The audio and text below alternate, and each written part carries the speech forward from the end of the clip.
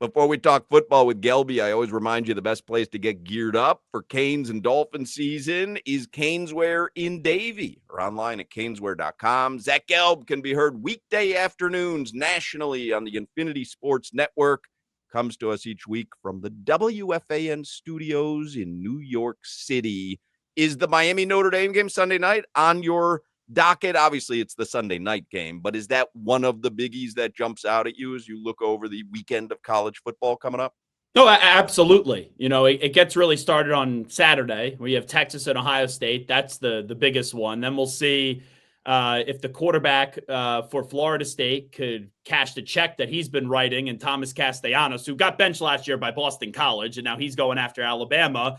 And then at night, you have the battle of Death Valley between LSU with Brian Kelly, Tiger family, going up against Clemson. And then you move into Sunday, and there's no doubt about it. You got a little South Carolina on the docket up against a potentially underrated Virginia Tech team. And then the big one Sunday night, Notre Dame and Miami. And a game that I have a lot of questions about. I'm curious what CJ Carr is going to look like. I'm curious what Carson Beck is going to look like. Notre Dame on paper is the better team, but it's week one, so anything could happen. Did you notice, Crowder, that he didn't mention the Florida Long Island University game over the weekend? He was mentioning some of the big games, and I don't know. And I'm a Long Island guy. Yeah, did you overlook that one? Because Long Island University may give Florida a run for their money. Let me tell you, I am fascinated by how we're going to be talking about Florida at the end of the year because everyone's slobbering over DJ Lagway. Everyone had Billy Napier fired last year in October. And usually when someone is fired and then he wins you back, then the next year they usually want to fire you again. Like it just happened with Neil Brown at West Virginia. People hated the guy. Then they're like, oh, we'll tolerate him for a little bit more. We like him. And then it was, okay, you're gone, and we'll bring back Rich Rod. So I have no feel on Florida entering this year because everyone's telling me they're going to be this, they're going to be that, they're going to be great. And usually when that happens, I just elect to go the other way, and I just don't buy it. I look at they're minus 45.5. I said, yeah, let me found just a line. Wow. But you know what? My alma mater in a few weeks, they are home and they play Temple plays Oklahoma. And I started to think what that spread's going to be, even though I'm a big fan of Casey Killer, the new coach. I'm starting to think that's going to be like a 65.5 point spread or something like that. So LIU must be good then. That's a little light. Hey, Florida's not very good. DJ Lagway can play. I don't know. They said Napier stayed around because I guess the sophomore class was so good going now being a junior. That's what I heard because I know some of the Bull Gators. Napier to me stayed because of DJ Lagway. Like he got like Lagway's there. If Napier would have left, I think Lagway would have entered the transfer portal. And that's what happens now in a lot.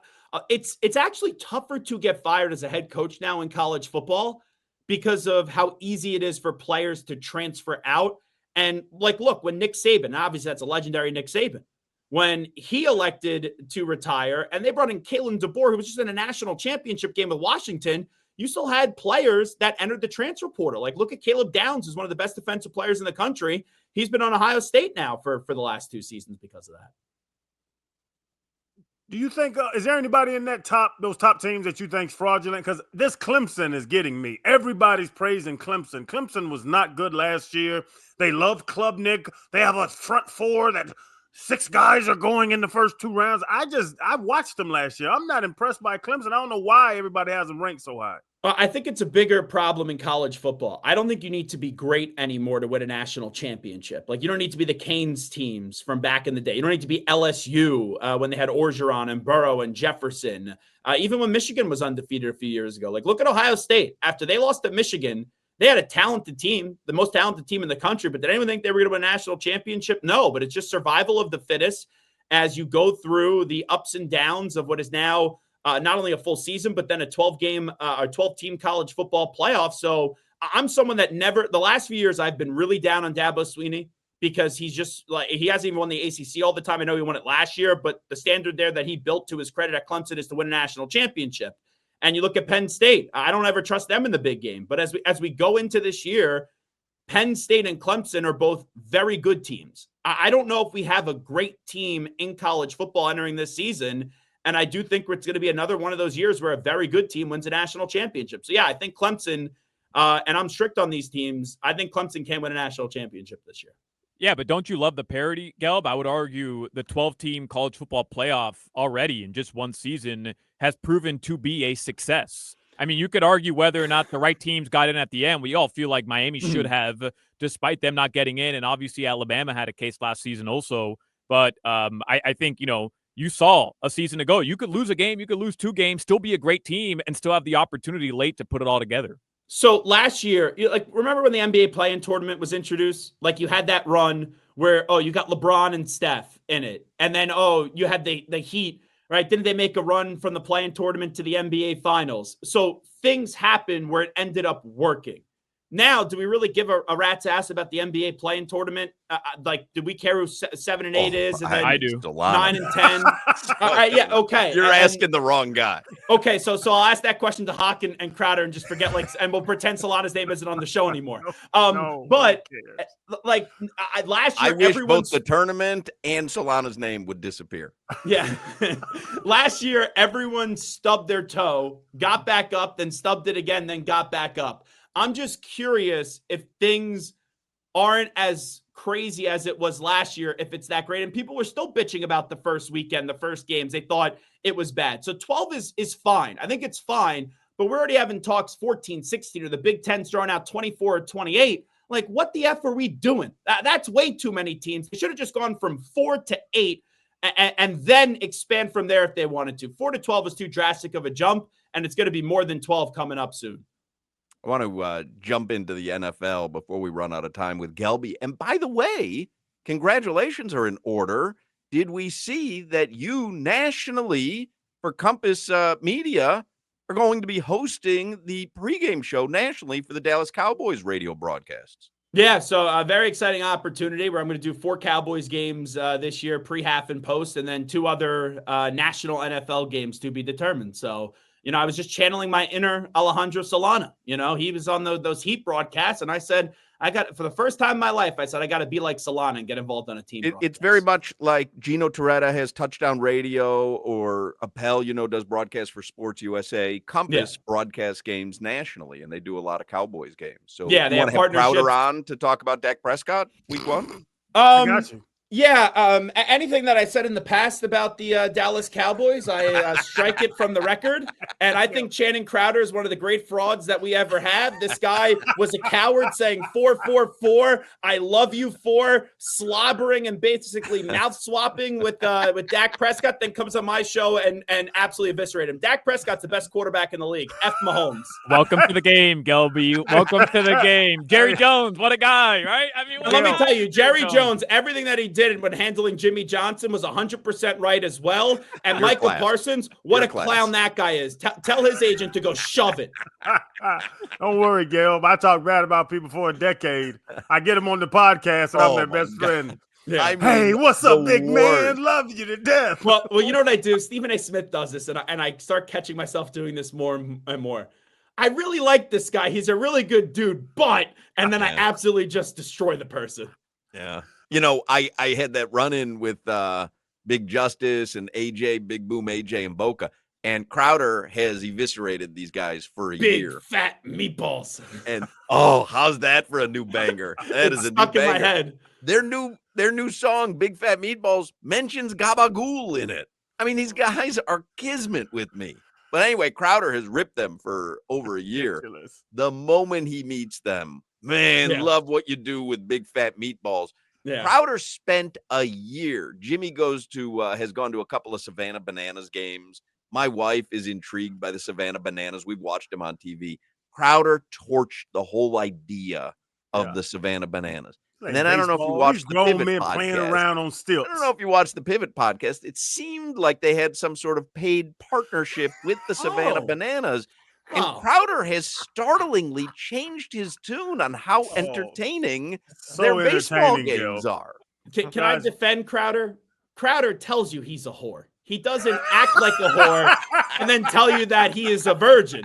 This guy could be bought, and the price is not that high to buy Channing Crowder. I told you. I think I've told you the story. So when we used to work at 790 The Ticket years ago, and Sid Rosenberg was the morning guy, we had our holiday party at a restaurant in Parkland that he had endorsed for 3 years, talking about This is better than Cafe Moderano. This place, this is my go-to. You know how Sid is. And he's going on and on. I mean, for years, telling us, we do the holiday party there. And I remember Levitard leans over to him and he's like, I don't think this food's very good. And Sid looks around and he goes, my whole life is a lie.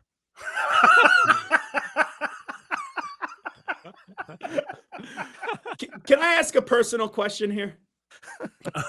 Go, let it go. No, I think Hawk may get, I don't know if you're going to get annoyed at me or not. And I've been following this from afar, but I keep on seeing you doing these Stu Gatz appearances. Do you feel like Stu's using you to just maybe say some bad things about Dan since I guess they had a split?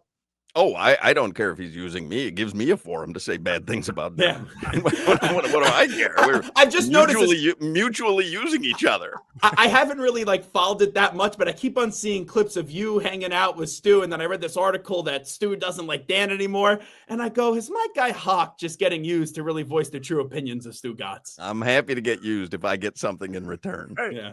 You're a whore too. check out the Crowder episode, Stupidity. Yeah, Crowder's on. Stupidity renamed Stu Gatz and Company today. Stu Gatz and Company. I've only seen Hawkins' appearance today.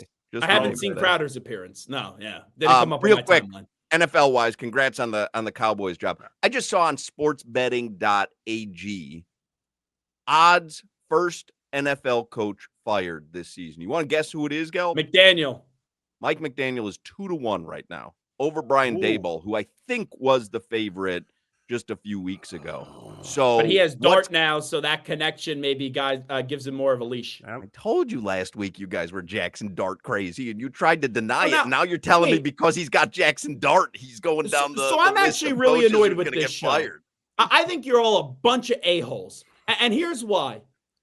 Last week, I have a video out there criticizing the Giants for drafting Jackson Dart. I thought they should have drafted Shedeur Sanders.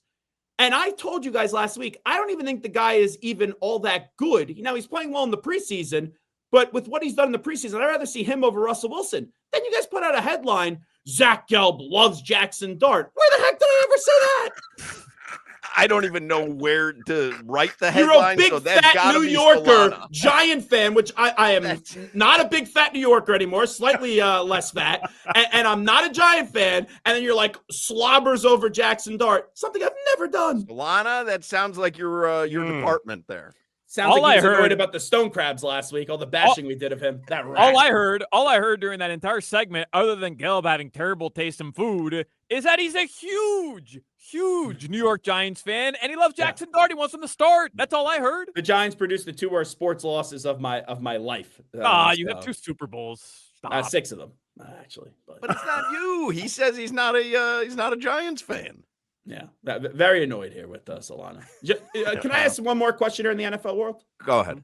All right. Travis Kelce, Taylor Swift just got engaged yesterday. The only one that didn't know that was Mike McDaniel, which is crazy to me. So Solana has the Kelce kind of mustache. He's a Kelce wannabe. Hawk, I think, could actually ordain the wedding. And then Channing is just a star. Out of the 3 of you, who do you think is most likely to get invited to the wedding? Me. I've met Travis Kelce. He did. They had Kelce on the pivot. I drank with him in Kansas City a couple years ago. Here's the thing, though. I have a Boca Raton connection with them. You know, they have a house here in Boca. Do they? Yeah. Are you serious? Yeah. Oh, okay. Oh, my Siri just went off when I said that. That was well. Actually, Taylor Swift plays pickleball, and I am Kendall's most prominent pickleball player. All that has to happen is one tournament. We get. Where did you buy that medal that you were showing Fred Taylor, by the way, yesterday? Goodness gracious! Get off Amazon. Won it. All I have to do is get paired up with the T Swizzle team, Mix 4.0. Her and I, kindred spirits on the pickleball court. Look at the people on the podium that he's playing against, because he's 1. Look at 2. Yeah, my uncle, as one leg, was playing up against Solana. Yeah, well, it looks like it's a podium. It's actually 2 people are leaning down next to him on their walkers, so it looks like he's standing in the middle of a podium. And by the way, ground. You know what? Actually, my uncle does have 2 legs. I was just making a joke. He'll call me. I was listening on the radio. You said I had 1 leg. He is an elite pickleball player. I think we should do Uncle Kenny up against Solana, and I'll be in Long Island. I'm going No, to no, Long Island this weekend. He lives in Florida. Even better. He's 72 years old. He would kick your effing ass. Oh, we have to make this happen. Bet money. He has to lose to a 72-year-old man. Bet money. How do we make this happen, Gelb? Bet money. I'll text my uncle. I'm sure he would like to do this, and he lives in a community, so you would just go to him and then have him. Now, ask him if he's heard of the Dink Club. Solana loves playing at the Dink Club, and if he doesn't play on his home court, he's going to complain about the conditions because he did it when he lost in tennis to Ira Winderman in his 60s and Joe Rose in tennis. I don't in play his on clay. 70s, maybe. I don't play on so he clay. already has a track record of losing to senior citizens. Yeah, he's gonna get wiped off the court by your uncle. Hey, set it up with the old geezer, Gelb. Let me know. You got it. I'll ask We him. got to go. He we would got to happily go. do Zach it. He would Gelb, he's murder got you. stuff to do. We got stuff to do. Hey, Listen to Zach Gelb. The Crowder family's missing some feet, though. Every after, and that's no joke. That happens to be. Deion Sanders and Channing Crowder have the same feet, I hear. If Crowder has a pool party for his extended family and there's 18 people there, you're going to see 9 shoes. Yeah. A lot of Crocs. They swim in circles. My whole life is a lie. All right, Zach Gelb. Listen to him on the Infinity Sports Network. Thank you, Gelby. You got it, guys. Be well.